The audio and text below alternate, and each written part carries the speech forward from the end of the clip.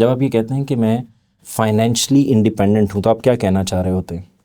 آپ صرف فائنینسز سے آکیوپائڈ ہو گئے ہوتے ہیں، اور اس کے تناظر میں اس کی وجہ سے آپ باقی ساری آزادیوں کو محسوس کر رہے ہوتے ہیں.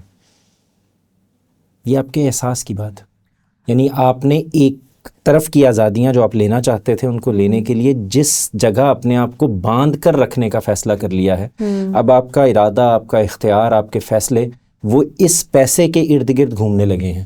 تو اصل میں آپ کا اختیار تو نہیں پیدا ہوا. جس معنی میں ہمارے ہاں عام طور سے یہ کہا جاتا ہے کہ فائنینشلی انڈیپینڈنٹ ہو جائیں تو ہم باہر نکل جائیں گے. دیکھیں، فائنینشلی انڈیپینڈنٹ ہونا اچھی بات ہے، کوئی شک نہیں ہے اس میں، لیکن فائنینشیل انڈیپینڈنس خود رسپانسبلٹیز کے ساتھ ہی آتی ہے.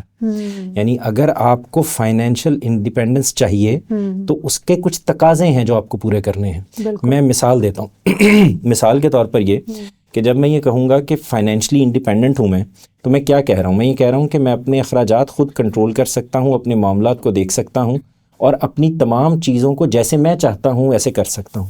یہی کہنے کی کوشش کر رہا ہوں.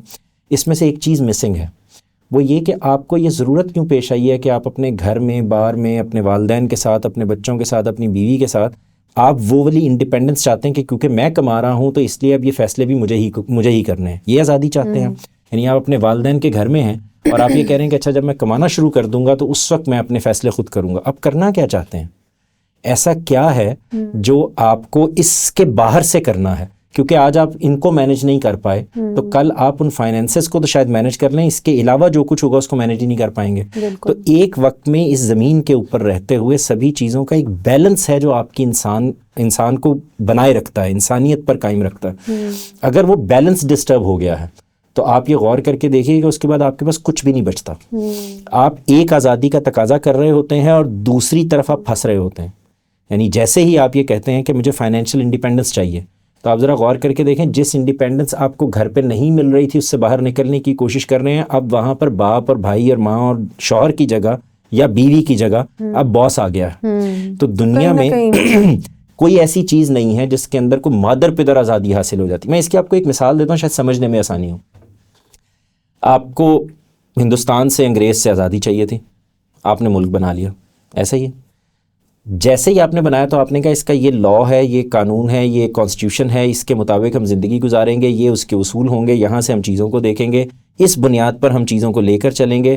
تمہیں یہاں پر رکنا ہوگا، یہاں پر چلنا ہوگا، ٹیکس دینا ہوگا، فلاں کرنا ہوگا. یہی کر رہے ہیں نا، تو اس کے ساتھ میں آزاد بھی ہیں.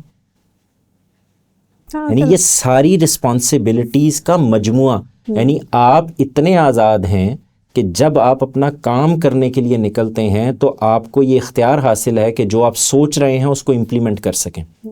لیکن یہ امپلیمنٹیشن کے کچھ نتائج ہیں وہ نکلنے. یعنی یہ کون سی آزادی ہوگی کہ آپ یہ کہیں کہ کیونکہ میں ایک آزاد ملک میں رہتا ہوں تو لہٰذا اب میں یہاں پر تو اپنی گاڑی جب باہر نکالوں گا تو 200 کی سپیڈ پہ ہی چلاؤں گا. نہیں، آپ کی آزادی کچھ اور چیزوں کے ساتھ بندھ گئی ہے.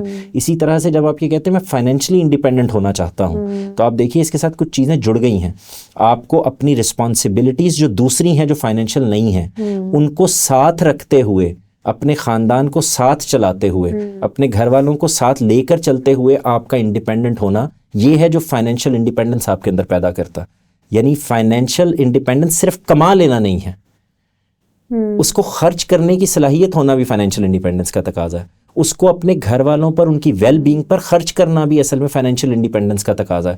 یہ بالکل آزاد ہو کر، کھڑے ہو کر اپنا کمانا اور خود کھا لینا، یہ فائنینشیل انڈیپینڈنس نہیں ہے. اس کی وجہ یہ ہے کہ جس انڈیپینڈنس کی تلاش میں آپ نکلے تھے وہ آپ کے اپنے لیے وجود میں آ گئی ہے اور سب جگہوں پر ڈسٹرب ہو گئی. تو آپ کی آزادی کی قیمت دوسرا کیوں چکائے گا؟ بالکل.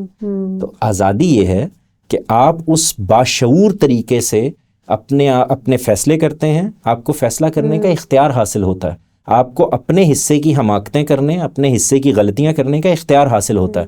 لیکن کس کے ساتھ؟